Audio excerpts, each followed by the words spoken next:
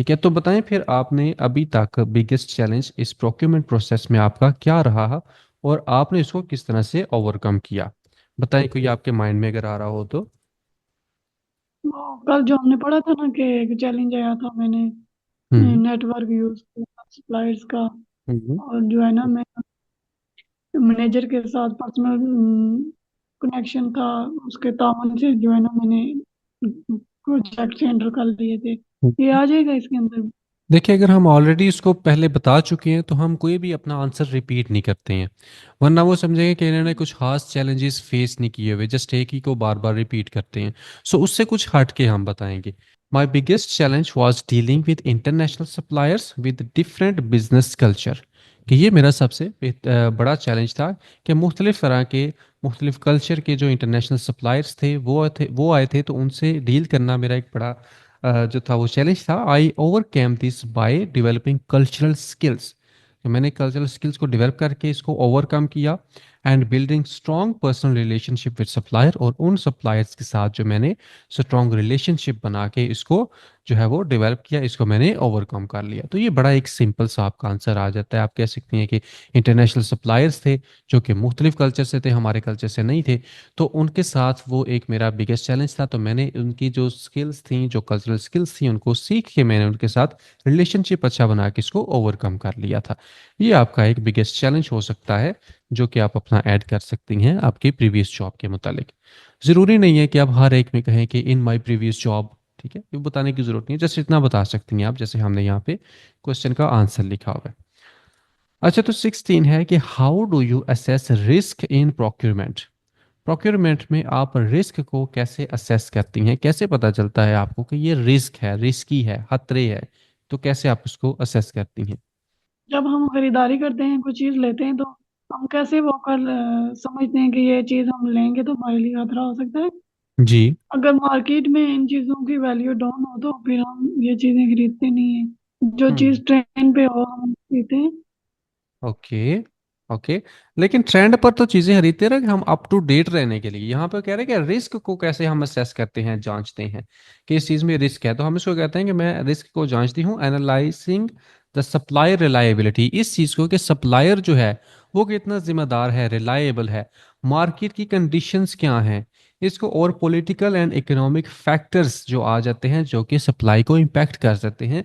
ये political and economic factors क्या होते हैं, जैसे कि बाज़ औक़ात क्या होता है, पॉलिटिकल फैक्टर्स ये आ जाते हैं कि प्रोटेस्ट चल रहा है किसी जगह पर और आपने सप्लाई का जो है वो ऑर्डर दे दिया है, और प्रोटेस्ट की वजह से ट्रांसपोर्टेशन जो है वो रुक चुकी है, तो आपका वो इन टाइम ना ही आपको पहुंच सकेगा, और अगर वो डेडलाइन जो है वो निकल गई तो उसके बाद वो किसी काम का नहीं होगा, तो ये आपके लिए एक खतरा है।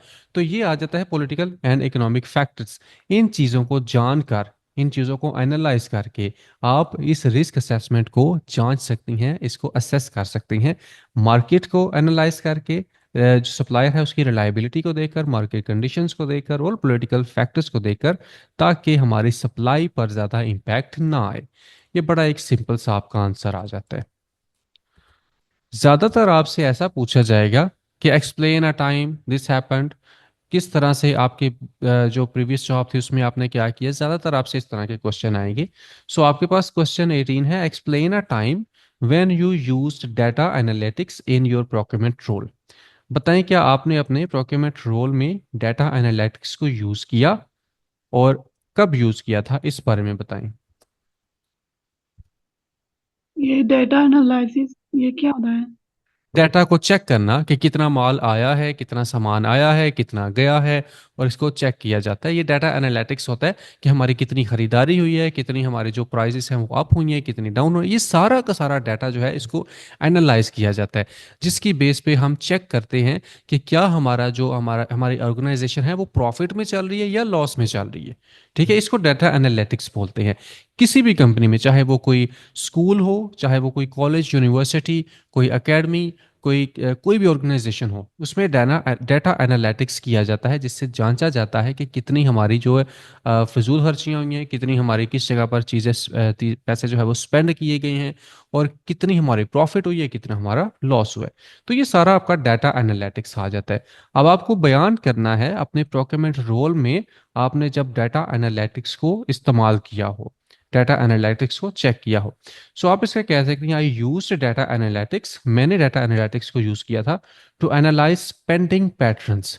देखिए स्पेंडिंग पैटर्न्स क्या होता है, मतलब देखने के लिए कि हमने क्या कहाँ पर खर्चा किया, कहाँ पर मैंने चीज़ों को स्पेंड किया, पैसे को स्पेंड किया, एंड आइडेंटिफाई अपॉर्चुनिटीज, और उन अपॉर्चुनिटीज को आइडेंटिफाई किया फॉर बल्क परचेजेस, कि जिसमें मैं ज्यादा मिकदार में चीजें खरीद सकूं। बल्क बाइंग, बल्क परचेजेस हमने लास्ट टाइम पढ़ा था।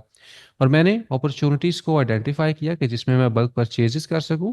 That saved our company 15% on procurement cost, जिसकी वजह से हमारी कंपनी को 15% जो है वो पैसे की बचत हुई थी। तो ये डाटा एनालिटिक्स आ जाता है। आप उसको बता सकती हैं कि मैंने लास्ट में लास्ट जो मेरे पास जॉब थी उसमें मैंने डाटा एनालिटिक्स को यूज़ किया था, जिसमें मैंने स्पेंडिंग पैटर्न को समझा था और अपॉर्चुनिटीज़ को देखा कि कहाँ पर मुझे मौका मिले, जहाँ पर मुझे बल्क बाइंग कर लेनी चाहिए, ज़्यादा सामान खरीद लेना चाहिए, जिससे कि 15% हमारे जो प्रोक्योरमेंट का रेट था वो कम हो गया था, 15% हमने बचत की थी। अब ठीक है। ओके। ओके, सो 19 आपके पास आ जाता है, how do you ensure quality in the products और सर्विसेज परचेज्ड। मतलब ये है कि जो प्रोडक्ट्स या सर्विसेज आप परचेज करती हैं इसकी क्वालिटी को कैसे यकीनी बनाती हैं कि ये हाई क्वालिटी है, ये आप कैसे यकीनी बनाती हैं? उसके एक्सपेंस से, जो अगर उसको चीज की ज्यादा कॉस्ट हो तो हमें पता चल जाता है कि ये हम्म। अच्छी होगी। ओके, टिपिकल लोग ऐसे करते हैं कि जो चीज़ खरीदने जाते हैं ना, तो अगर ये महंगी है तो अच्छी होगी। ठीक है, ऐसा ज़रूरी नहीं है ऐसा हो। इसी वजह से ये अक्सर शॉपकीपर्स क्या करते हैं, वो देखते हैं जो चीज़ कहीं बिक नहीं रही होती है ना, उसको कहते हैं जी ये बहुत महंगी है, ये आपके लिए नहीं है। तो बंदा फिर थोड़ा सा इस चीज़ में आ जाता है, एरोगेंस फील करता है, ऐसा कैसे हो सकता है कि मेरे लिए नहीं है। तो कहता है महंगी है तो अच्छी ही होगी। लेकिन ज़रूरी नहीं है जो चीज़ महंगी हो वो अच्छी हो। हाँ ठीक है, 80% ऐसा होता है कि जो चीज़ महंगी होती है वो अच्छी ही होती है, लेकिन रिलायबल हमने देखना है। आप ये कैसे यकीनी बनाएंगे कि जो चीज़ आप खरीद रही हैं उसकी क्वालिटी बेटर है। जस्ट पैसे की बात नहीं करेंगे, और अगर हम पैसे की बात करते भी हैं तो वो फिर हमें ये समझेंगे कि ये तो खर्चा करवाएंगे जाके वहाँ पे, ये तो ज़्यादा पैसे की चीज़ खरीदेंगे जिससे प्रोक्योरमेंट प्रोसेस में इनको लॉस हो सकता है। तो इसलिए जस्ट हम ये नहीं कहेंगे कि जो चीज़ महंगी है वही अच्छी है। इसको हम क्या कर सकते हैं कि I ensure quality by defining clear requirements, कि मेरी रिक्वायरमेंट क्या है, मेरी ज़रूरियात क्या है, इन चीज़ों को जांच के कंडक्टिंग सप्लायर ऑडिट्स, ऑडिट्स क्या होता है, रिव्यू करना, कि सप्लायर के रिव्यू करके and implementing stringent, stringent quality मतलब strong quality control checks during and post delivery. मतलब ये कहना चाह रहा है कि जो मेरी रिक्वायरमेंट है उनको क्लियरली बता के, सप्लायर के साथ रिव्यू करके, और क्वालिटी कंट्रोल जो है वो ड्यूरिंग द डिलीवरी और आफ्टर द डिलीवरी मैं चेक करके ये यकीनी बना सकती हूँ कि जो प्रोडक्ट्स हमने ली हैं, जो सर्विसेज हमने परचेज की हैं वो high quality products, sorry high quality चीज़ें हैं। बस इतनी सी बात आ जाती है आपकी। आप क्लियर है?